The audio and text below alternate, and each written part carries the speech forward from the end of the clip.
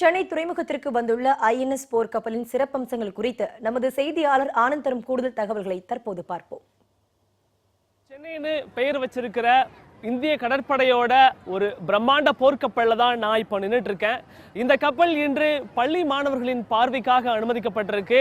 அதே வேளையில் இந்த கப்பலோட சிறப்பம்சங்கள் என்னன்னு நான் சுருக்கமாக கொஞ்சம் விளக்குறேன். குறிப்பாக இந்த கப்பல்ல மேலே அமைச்சிருக்கிற அந்த பகுதி அதிநவீன ரேடார்கள் கொண்ட பகுதியா இருக்கு. எதிரி நாட்டு போர் விமானங்கள் இந்திய பரப்புக்குள்ள வர்றத மிக தொலைவில் இருந்தே கண்காணிக்கக்கூடிய அதிநவீன ரேடார் தொழில்நுட்பங்கள் இந்த கப்பல் இருக்கு. அடுத்த கட்டமா ராக்கெட் லான்ச்சஸ், குறிப்பா போர்க்காலங்களில் இந்த ராக்கெட் லான்ச்சஸ் பயன்படுத்துவாங்க.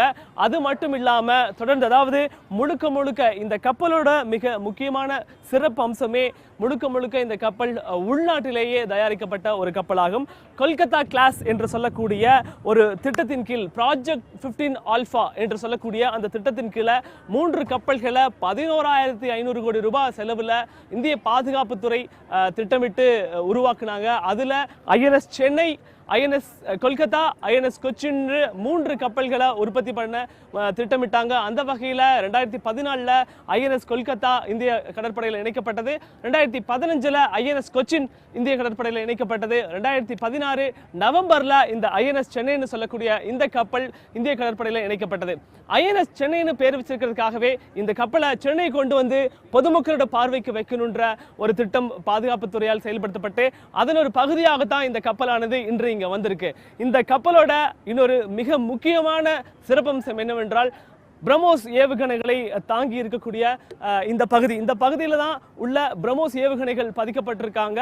இங்கே தான் பாதுகாப்பாக வைக்கப்பட்டிருக்கு. போர்க்காலங்களில் தேவைப்படும் போது இந்த பிரம்மோஸ் ஏவுகணைகள் செயல்படுத்தப்படும்.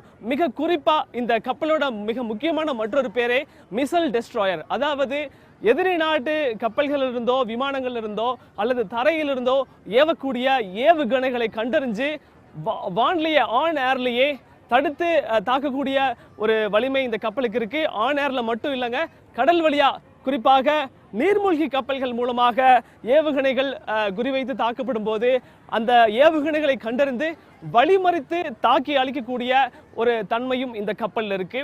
இந்த கப்பல் இன்று மாலை சென்னை மெரினா கடற்கரையிலிருந்து பொதுமக்கள் பார்க்கும் தொலைவில் கடற்கரைக்கு மிக அருகில் நிறுத்த வைக்கப்பட்டிருக்கு. மாலை 5 மணி முதல் இரவு 11 மணி வரை இந்த கப்பலை பொதுமக்கள் பார்வையிடலாம். ஒளிப்பதிவாளர் ஸ்ரீராமோடு ஆனந்த், நியூஸ் 18 தமிழ்நாடு.